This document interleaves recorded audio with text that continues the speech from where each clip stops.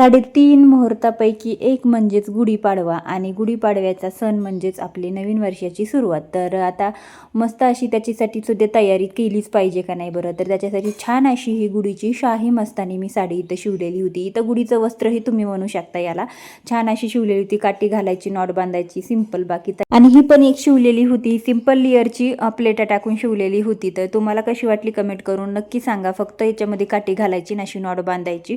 तर दोन्ही पण इथं गुढ्या मी शिवून तयार केलेल्या होत्या, एक माझ्या घरच्या गुढीसाठी, एक आणि माझ्या मैत्रिणीच्या घरच्या गुढीसाठी, तिला पण एक देणार आहे।